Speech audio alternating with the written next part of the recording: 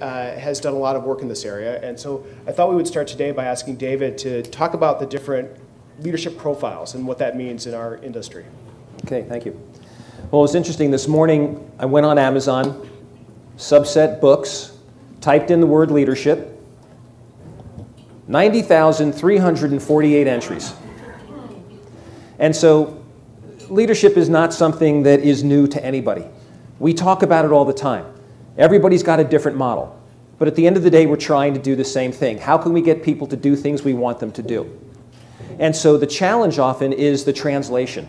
How can we take some of these models, some of these techniques, some of these approaches, and apply it in a law firm environment so that we get it and our lawyers get it? And so there's one book that I especially like, and it's called Primal Leadership. One of the authors is Daniel Goleman, who wrote Emotional Intelligence. And what I love about it is he came up with this model of 6 leadership styles. And what I like about it is it's one of those Jerry Maguire moments. You had me at hello. You know, you hear this and you go, I got it. This can apply here in the law firm. So what I want to share with you are some of these 6 leadership styles because I think they apply so well inside of our firms. The first style they talk about is the visionary style of leadership. And there's a quote from Napoleon. He says, "A leader is a dealer in hope." And so what is missing often inside of our law firms is a vision for where are we going as a firm? Within your own departments, where are we going as a department? The lawyers themselves, where are we going within our practice group? What's the firm doing? And so what the leaders need to do, both from your chairs as well as the lawyers, and I'm going to go back and forth between what the lawyers need and what we can do, is to be able to give a picture of what the future looks like, especially when we've gone through such hard times.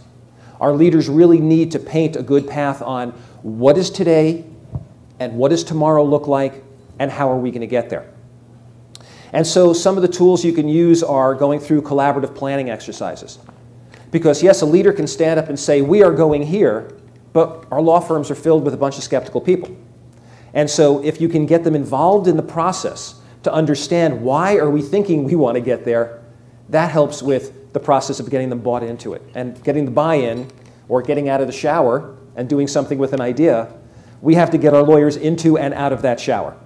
So the visionary style is something that's very, very important and often very missing in most organizations. The second style they talk about is the coaching style of leadership. And in the book, they did their studies, and the studies say that the style of leadership that generates the most revenue inside of an organization is the coaching style of leadership. And how great would it be to have a law firm that would be completely filled with people who are exhibiting the coaching style, helping people attach where they want to go as individuals with where the organization wants to go. And there's a great book out there called Aligning the Stars, written by a Harvard professor. His name, it's on the book list, I think. There's a book list on your tables. You don't have to write all these down. Jay Lorsch. And it's all about the job for professional services, and he wrote about professional services.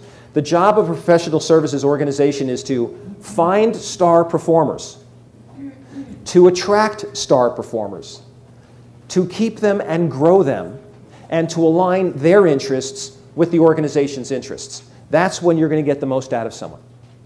So to apply the coaching style of leadership, you probably do it inside of your own teams, but to get it to happen more within the law firm is powerful. This is the style that's missing in many, many organizations, and as I said, generates the most revenue. How can we do this? One-on-one conversations with people, the active listening style, giving good constructive feedback, and most important that's missing in most situations is follow-up, follow-up, follow-up. Third style, the affiliative style, which is creating a nice vibe inside of an organization, bringing people together on a personal level. And that's important in organizations where there's dysfunction, where there's been really hard times, where people don't necessarily like each other, or maybe you've got a lot of laterals who have come in and they don't know each other, so you need to put social events and things together so you get to know each other on a personal basis. The downside is that with the affiliative style, sometimes these people don't drive people into performance because they just care about the touchy-feely, I want to make a nice environment here. So then that brings us to another style, which is the democratic style, which is a style we have a lot of in our law firms. Let's get consensus. We won't make a decision without everybody being involved. It's good for buy-in. It's bad for moving quickly. So we've got to balance all these out. So in the book, they call these the 4 resonant style. They resonate with people. Then there are 2 styles that are more of the dissonant styles. The first one is the pace-setting style. And actually in the book, they talk about law firms. Because, I mean, how do our practice leaders get assigned their position? Usually because they're the pace setters. They've got the biggest book of business, and so they're put in a leadership position. Doesn't mean that they can lead. So what they know is what they've done, which is I'm going to push you harder, faster, go stronger. It's good to a point, but people can get burnt out, and there's a lot of micromanagement that can go on there. So you've got to balance all these different styles out. As they said in the book, the leadership styles are like playing golf. You've got a lot of different clubs. You use them in different situations. And then the last style I'll talk about is the commanding style.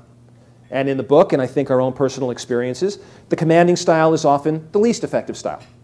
Nobody likes to be yelled at. Nobody likes to be told what to do. There are times where it has to happen. But we've got to balance that out with all the different styles. So whether within your own groups or helping your lawyers figure out how they need to lead each other, going through this filter of the 6 styles can be very, very helpful.